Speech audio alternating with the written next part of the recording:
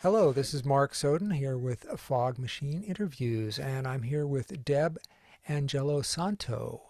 I am Deb Angelosanto, and I am in Wakefield, Massachusetts. It is a little part of Greater Boston. It's just north of Boston. What led you to experiment with sound?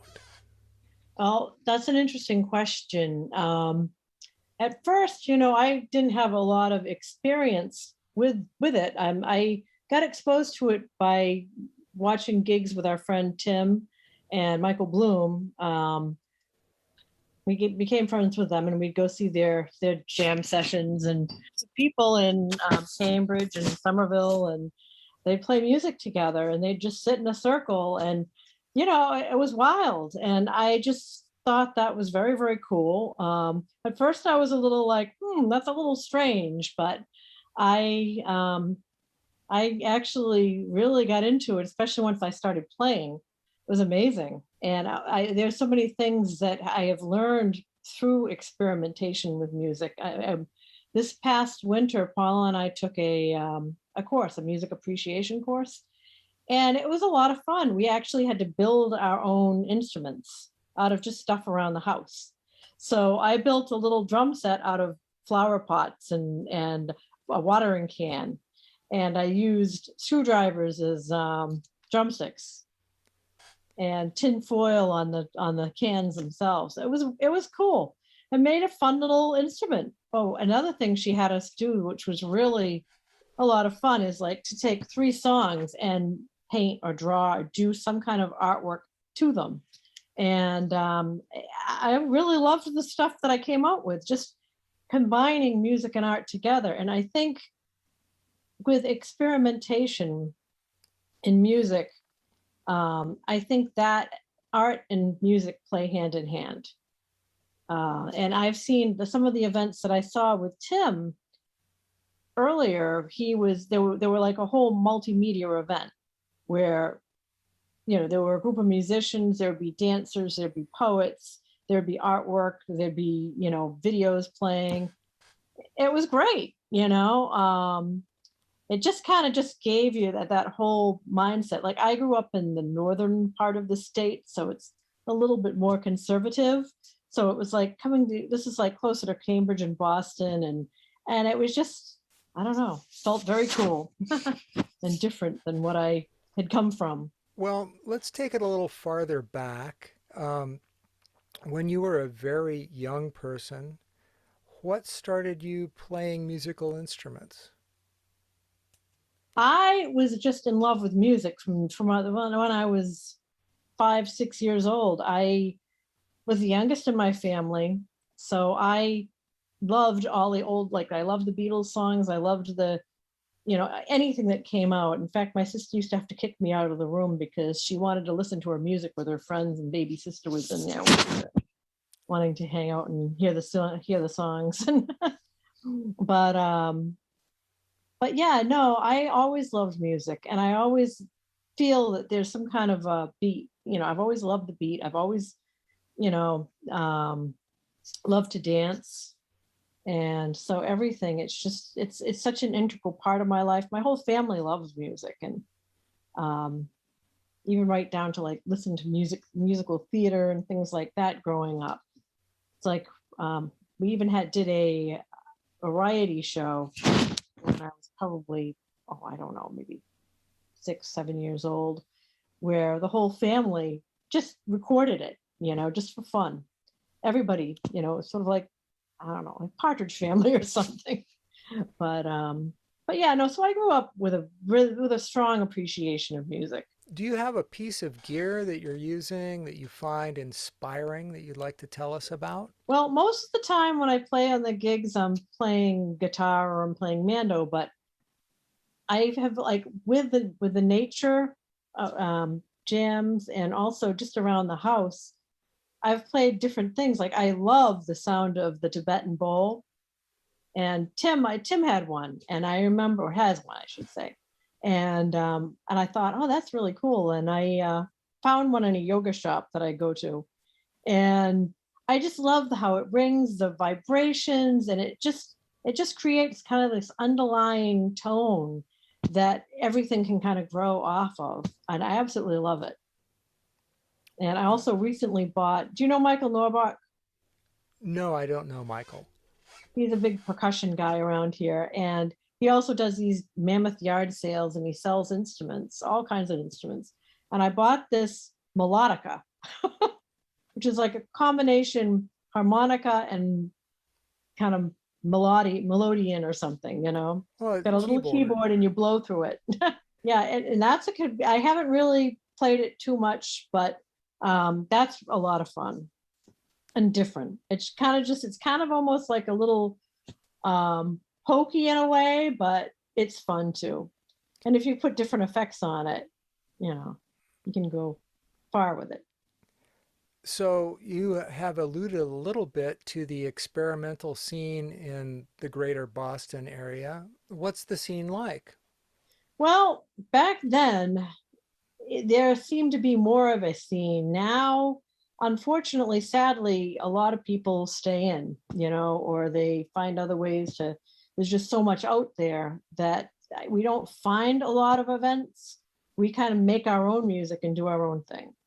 And I think there are some around. I mean, like, well, put it this way, Paul and I were voted #1 experimental musicians in Wakefield.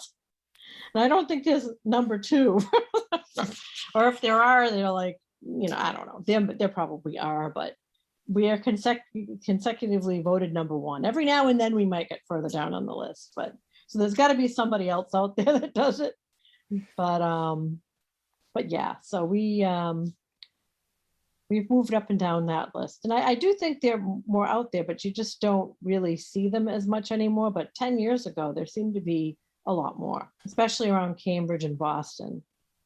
Right. And Lowell too. Lowell was another place where there was quite a bit of experimental music. So how do you approach improvising in an experimental context? Well, first of all, I see what everybody else is going to play, and I also figure out what I'm going to play. And I just get myself into kind of like the mood, you know. I have to warm up, like I warm up with everything. Work out my fingers, vocalization exercises, a little bit of, you know, movement exercises, you know, just to kind of get the feel. Because sometimes you never know. You kind of have to hit the vibe where it gets you. Like when we're playing, out of nowhere, Tim might start singing, or I might start singing. It's just kind of how the vibe feels within me, and